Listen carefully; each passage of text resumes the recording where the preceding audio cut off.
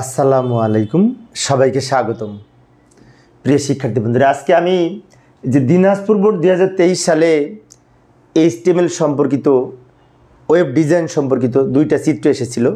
তো পূর্বের ক্লাসে আমি একটা চিত্রের আলোকে গ নাম্বারের উত্তর দিয়েছিলাম, আর আজকে এই যে চিত্র 2-এর আলোকে প্রশ্নে বলেছে, ঘ নং প্রশ্নে বলেছে উদ্দীপকের চিত্র 2-এর আউটপুট দেখানোর জন্য প্রয়োজনীয় HTML ট্যাগ লেখা সম্ভব কিনা ব্যাখ্যা করো। তো এইটার জন্য তো আমরা HTML ট্যাগ লিখতে পারবো, তাই না? তো এটার জন্য আমরা যদি HTML ট্যাগ এখানে লিখতে যাই, তো এটার ব্যাখ্যা দিচ্ছি আমি একটু। এখানে একটি টেবিল উপস্থাপিত হয়েছে মার্কশিট নামে। এখানে 1 2 3 4 5টা কলাম আছে, আবার 1 2 3 4 5টা রো আছে, তাই না? তো আমরা পাশাপাশি সেল তৈরি করার জন্য TH তারপর TD ট্যাগ ব্যবহার করে থাকি, আর রো তৈরি করার জন্য TR ট্যাগ ব্যবহার করে থাকি, তাই না? আর প্রথমে এবং শেষে আবার টেবিল ট্যাগ ব্যবহার করে থাকি। তো যাই হোক, আমরা টেবিলের জন্য এখানে ট্যাগ লিখব। তো HTML এর শুরুতে কী লিখতে হয়? আমার ক্লাস যারা নিয়মিত দেখো তারা অনেকেই পারো, তারপরে বলছি। প্রথমে লিখব doc type HTML। Doc type HTML দ্বারা ডকুমেন্ট টাইপ HTML বোঝায়। তারপরে এই HTML এর ওপেনিং ট্যাগ লিখব, বডির ওপেনিং ট্যাগ লিখব, এবং বডি অংশের মধ্যে আমরা টেবিল তৈরি করার জন্য লিখব টেবিল বর্ডার সমান 1 আর সেল স্পেসিং 0 দিব। কেন দিব বলছি, যে লক্ষ্য করি, এই যে টেবিল ট্যাগ বর্ডার সমান 1 দিয়েছি কারণ এই দাগের জন্য, আর সেল স্পেসিং 0 দিয়েছি। সেল স্পেসিং যদি 0 দিই তাহলে এরকম সলিড দাগ হবে, আর যদি আমি এইটুকু না লিখি তাহলে আউটপুটে এই দুইটা সেলের মাঝখানে একটু ফাঁকা থাকবে। তোমরা লক্ষ্য করবে, আমি মূলত এইগুলা ব্যবহার করে এই আউটপুটটা পেয়েছি, যেটা এখানে নিয়ে এসেছি। এটা কিন্তু হাতে তৈরি না, প্রোগ্রামিং করে যেটা সঠিক আউটপুট সেটা আমি এখানে উপস্থাপন করেছি। সেই জন্য সেল স্পেসিং 0 না দিলে এরকম সলিড দাগ হবে না, তো সেল স্পেসিং আমরা 0 দিব। আচ্ছা, এরপরে আমরা কি করব, এই মার্কশিটটা তৈরি করব। তো মার্কশিট লিখব না, মার্কশিটটা উপরে আছে, কিন্তু উপরেরটা লেখার জন্য ক্যাপশন ট্যাগ ব্যবহার করব। ক্যাপশন, মার্কশিটের দুই পাশে লিখব caption. Caption open, caption close. এবং ক্যাপশনের বাই ডিফল্ট আউটপুট কিন্তু বোল্ড হয় না, নর্মাল হয়। সেজন্য বোল্ড করার জন্য আমরা বি ট্যাগ ব্যবহার করেছি। বি ওপেন, বি ক্লোজ, মাঝখানে মার্কশিট লিখেছি। ফলে কী হয়েছে, মার্কশিট লেখাটা বোল্ড হবে। বিষয়টি আবারও বলছি, লক্ষ্য করি, ক্যাপশন ব্যবহার করে আমরা যেটা লিখি সেটা কিন্তু বোল্ড হয় না, নর্মাল হয়। সেজন্য সেটিকে বোল্ড করতে হলে ক্যাপশনের মধ্যে আবার বি ট্যাগ ব্যবহার করেছি বোল্ড করার জন্য। স্ট্রং ট্যাগ ব্যবহার করে বোল্ড করা যেত, কিন্তু স্ট্রং তো লিখতে আরও বেশি জায়গা লাগবে, সেজন্য বি ট্যাগ ব্যবহার করা সহজ।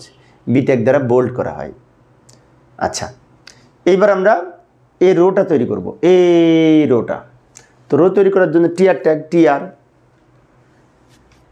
টিআর দিয়ে সেন্টার অ্যালাইন দিতে পারি, ঠিক আছে? কারণ আমি যদি সেন্টার অ্যালাইন লিখি সবগুলো মাঝখানে হবে, সবগুলা মাঝখানে হবে এই সেন্টার অ্যালাইন মধ্যে যদি লিখবো। তারপরেও আমরা এখানে টিএইচ ট্যাগ ব্যবহার করব, কারণ এই লেখাগুলি কিন্তু বাই ডিফল্ট বোল্ড আছে, এই যে বোল্ড আকারে লেখা, হেডিং আকারে লেখা। তো হেডিং লেখার জন্য আমরা টিএইচ ট্যাগ ব্যবহার করতে পারি, টিএইচ ট্যাগ ব্যবহার করতে পারি। তো টিএইচ ট্যাগ ব্যবহার করলাম। এখন এইখানে কিন্তু দুইটা রো একসাথে মার্জ করেছে, সেজন্য লিখব টিএইচ রসপ্যান সমান 2 লিখব। কেন রসপ্যান সমান 2 লিখলাম? এই যে দুইটা রো একসাথে মার্জ করেছে, একটা রো দুইটা রো মিলে একটা সেল হয়েছে। তো দুইটা রো একসাথে মার্জ করার জন্য আমরা টিএইচকে নির্দেশনা দিলাম যে রসপ্যান সমান 2। ফলে কী হলো, দুইটা রো একসাথে মার্জ করবে। আমরা জানি রো একসাথে মার্জ করার জন্য রো স্প্যান অ্যাট্রিবিউট ব্যবহার করা হয়, আর পাশাপাশি কলাম একসাথে মার্জ করার জন্য কল স্প্যান অ্যাট্রিবিউট ব্যবহার করা হয়। এরপরে আমরা কি রোল লিখলাম, এবং রোলের নিচে রোল নং লেখার জন্য বিআর লিখেছি। এই বিআরটা যদি না লিখতাম তাহলে কিন্তু রোল নংটা পাশে থাকতো, নিচে হতো না। তা নিচে নেওয়ার জন্য আমি বিআর ব্যবহার করেছি। বিষয়টি আবার বলছি, লক্ষ্য করি, টিএইচ ওপেন, টিএইচ ক্লোজ, মাঝখানে কি লিখবো, রোল নং। কিন্তু রোল লিখে রোল আর নং দুইয়ের মাঝখানে বিআর লিখতে হবে নিচে লেখার জন্য, তাহলেই এইভাবে হবে। আর আমি যদি বিআর না লিখি তাহলে পাশাপাশি হবে, নিচে আসবে না। তো যাই হোক, আমাদের এই পর্যন্ত হয়েছে। এবার বাংলা দুই পাশে কী লিখবো, টিএইচ, কিন্তু বাংলাটা দুইটা কলাম একসাথে মার্জ করেছে, এই কলাম আর এই কলাম। তো এখানে টিএইচের সাথে লিখবো কল স্প্যান সমান 2। এই যে বাংলা কল স্প্যান সমান 2, বা টিএইচ লিখে কল স্প্যান সমান 2 লিখবো, তাহলে দুটো কলাম একসাথে মার্জ করবে। তারপরে ইংলিশ লিখে কল স্প্যান সমান 2 লিখবো, তাহলে দুইটা কলাম একসাথে মার্জ করবে, কারণ এইখানেও দুইটা কলাম মিলে একটা কলাম হয়েছে, সেজন্য লিখলাম কল স্প্যান সমান 2। আবার এখানেও কিন্তু দুইটা কলাম মিলে একটা কলাম হয়েছে, তো এখানেও লিখলাম কল স্প্যান সমান 2। কিছুক্ষণ আগে বলেছি কল স্প্যান অ্যাট্রিবিউট পাশাপাশি সেল একত্র করে, পাশাপাশি কলাম মার্জ করে, আর রো স্প্যান অ্যাট্রিবিউট উপর নিচে রো মার্জ করে। আচ্ছা, তারপর টিআর ওপেন করেছিলাম, টিআর ক্লোজ করি। এখানে আরেকটি বিষয় বলে রাখি, এই যে টিআর অ্যালাইন সমান সেন্টার দিলাম, এটা না দিলেও হতো, কারণ টিএইচের মধ্যে যেটা লিখি ওটা বাই ডিফল্ট এই মাঝখানে থাকবে এবং বোল্ড হবে, যে মাঝখানে থাকবে এবং বোল্ড হবে টিএইচের মধ্যে যেগুলি লিখব। তো এটা না লিখলেও হতো, লিখলেও ভুল নাই, সমস্যা নাই, কিন্তু না লিখলেও হতো। তবে পরবর্তীগুলি আমরা যখন লিখব টিডি ব্যবহার করে, তখন কিন্তু এই টিআরের সাথে অ্যালাইন সমান সেন্টার লিখতে হবে। সেজন্য আমি এটা এখানেও লিখেছি, যেহেতু নিচেও লিখবো তো এখানেও লিখেছি যাতে মনে থাকে। তো আপাতত আমরা ইংলিশ পর্যন্ত লিখলাম, তাই না? এখন এখান থেকে লিখব এই রোটা। ওই রোটা লেখার জন্য আবার আমরা এখানে জায়গা নাই, পরের পেজে যাই, বেশ বড় হবে কিন্তু আজকের প্রোগ্রামটি। এই যে আবার টিআর ওপেন এবং অ্যালাইন সমান সেন্টার লিখব। তারপরে ফার্স্ট লিখে দুই পাশে লিখব টিডি, সেকেন্ড লিখে দুই পাশে টিডি, আবার ফার্স্ট লিখে দুই পাশে টিডি, আবার সেকেন্ড লিখে দুই পাশে টিডি, তারপর টিআর ক্লোজ। এই যে এইখানে যে অ্যালাইন সমান সেন্টার লিখলাম, যদি মাঝখানে এরকম নিতে হয় তাহলে অবশ্যই এটা লিখতে হবে অ্যালাইন সমান সেন্টার। টিএইচের উপরে না লিখলেও হবে, কারণ টিএইচে বাই ডিফল্ট মাঝখানেই নেয়। কিন্তু টিডি দিয়ে যখন লিখব, তখন টিআরের সাথে যদি অ্যালাইন সমান সেন্টার লিখি তাহলে সবগুলি মাঝখানে থাকবে। এই যে মাঝখানে আছে কিন্তু, মানে সেলের মাঝখানে থাকবে। এখন অনেক শিক্ষার্থী হয়তো প্রশ্ন করতে পারে যে এই যে অ্যালাইন সমান সেন্টার এইটা এইখানে না লিখে টিডির মধ্যে লিখতে পারতাম। হ্যাঁ, তাও হতো। এখানে না লিখে টিডির মধ্যে অ্যালাইন সমান সেন্টার লিখলাম, তাহলে তো চারবার লেখা লাগতো। কিন্তু এখানে টিআরের মধ্যে লিখলে একবার লেখলেই এই চারটাতে কাজ করবে। তো এইটা আমাদের হলো, তাই না? এবার এই লাইনটা লিখব, আবার টিআর ওপেন, টিআর ক্লোজ করব, টিআর অ্যালাইন সমান সেন্টার লিখব, কারণ এইগুলো সব কিন্তু মাঝখানে, এই যে দুই সেলের কিন্তু মাঝখানে, যেহেতু মাঝখানে তাই অ্যালাইন সমান সেন্টার লিখব। আচ্ছা, এবার একের দুই পাশে কী লিখব? টিডি। টিডি হচ্ছে টেবিল ডেটা, টিডি লিখব মাঝখানে 1, টিডি লিখব মাঝখানে 85, টিডি লিখব মাঝখানে 67, টিডি লিখব মাঝখানে লিখব 58, 70 দুই পাশে টিডি, টিআর ক্লোজ। আবারও বলছি, লক্ষ্য করি, টিআর ওপেন, টিআর ক্লোজ।